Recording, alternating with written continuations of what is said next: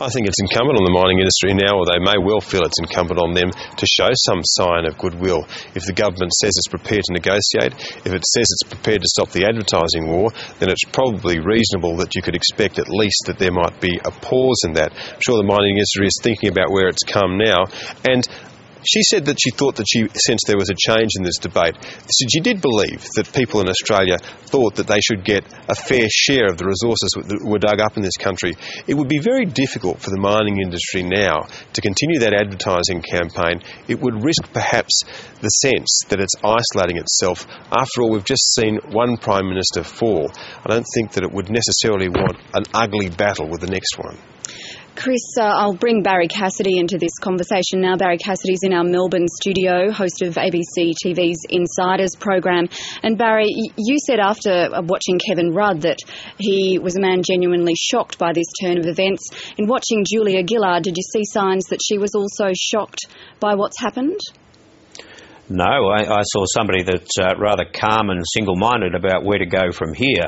Remarkably composed given the circumstances, really. But I think what we really saw today is that the coalition had an opportunity to see what they're now up against and the extent to which the game has changed. And it has changed dramatically. I agree with Chris. I think the significant moment in that presentation was when she said to the mining companies, let's call off the war. I'll cancel the ads if you'll cancel yours, and then I'll throw the door open and you throw your mind open. I think that's what it almost goes back to the times when Bob Hawke almost 25 years ago talked about bringing Australia together.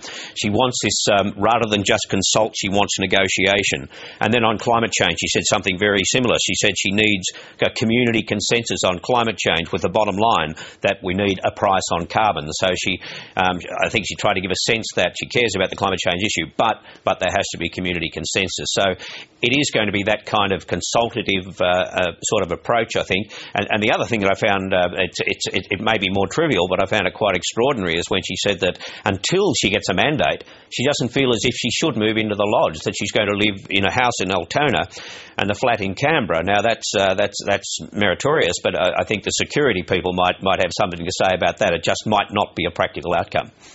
Indeed, Barrie. And just back on the mining tax, do you think that if she does manage to take some of the heat out of that debate, that it will give the government the air it needs and her the oxygen that she needs to talk about some of their achievements as they would see them?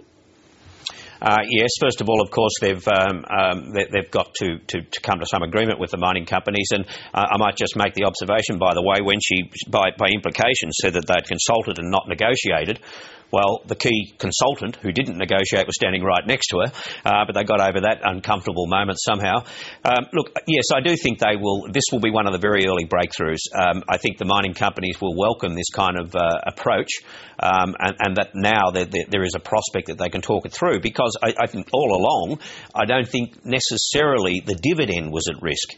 I think they can gain the revenue that they're looking for, but they just need to do it by another method, and now they can do that. And just yesterday I was talking to somebody who didn't vote for Julia Gillard, who stayed with Kevin Rudd, and he said to me that he felt that once they come to some arrangement with the mining companies, whatever it is, that a lot of that ill will towards the government, particularly in Queensland, will very quickly wash through the system.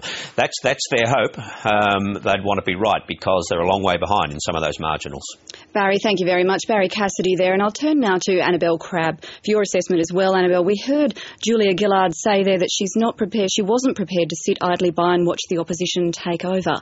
So do you read from that she has Tony Abbott and the opposition clearly in her sights? Well, she has all along, and you'd be hard pressed to find anyone in the government whose rhetoric about work choices and the possible return of work choices, or some guise of work choices, under an Abbott-led government. It's a constant refrain of hers, and it has been for the entire time that the Rudd government has served in office. I think that what she did there was tried to bring together her existence in the Rudd government up until now and reconcile it with her leadership of a changed government. She's anxious not to play down her own role in the decisions that the Rudd government made.